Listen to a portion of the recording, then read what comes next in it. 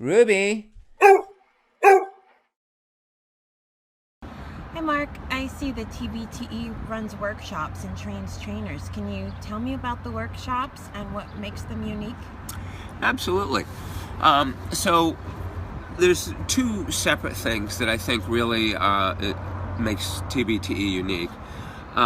One that is hugely important is the techniques that we use. We teach things that just are not being taught, or teach them at a level that's not being taught.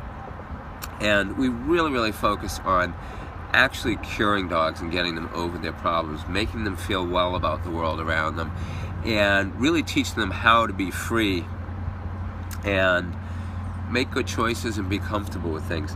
And these techniques can be applied to every behavior problem that exists in dogs, from wildly overbearing, aggressive dogs to the most fearful dog on the planet, separation anxiety, confinement anxiety, dogs that are uncomfortable with strangers, dogs that don't know how to play with other dogs, interaction with just everything you can think of, and teaches the dogs in a way that's tremendously comfortable for the dogs and for the people. So that's very unique. The other thing, though, that really stands apart with TBTE, and I really don't think there are any parallel opportunities for it in training, is that our workshops are set up to be part of an ongoing process for trainers to learn. One of the things that's always bothered me about dog training is that people don't really become deeply knowledgeable and skilled in dog training the way they do to become a doctor, a lawyer, or an accountant, or whatever else. And it's not just that there are not standards that certify people, it's really that there's not the depth of teaching there. So in our workshops, first of all, every weekend workshop that we do begins with a Friday introductory seminar. In that seminar, we lay out the basics of what we do in TBTE, the actual techniques that we use and how they affect the psychology of the dogs, and how to use and apply them. Everyone who comes to a weekend workshop has to go to an initial Friday workshop so that they understand, at least on an introductory level, the technical basis for what we're doing. If they didn't do that and they showed up for our training on Saturday and Sunday, they literally wouldn't be able to understand what we're doing. And actually, the more experience a trainer has, generally the more difficult it is for them to understand and relate to what we're doing, because it's very different from how they typically think about things. When they've gone to the Friday session, then we have some common language and understanding that we can talk to them about what we're doing in the weekend. The weekend workshops are really great because everyone is different. We have different dogs there, different issues. People see different applications of the techniques. And these are priced in a way that it's very practical economically for a trainer to come to 2, 3, or 4 of these a year.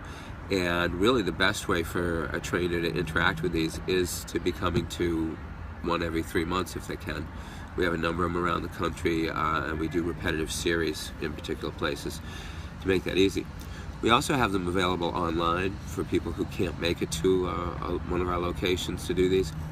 And very important, we have a closed Facebook group, which is only for trainers who have been to one of our workshops. And I should mention, probably about 20% of the people who come to our workshops are pet owners.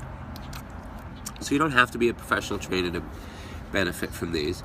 But they're really structured to take those people as deeply as they want.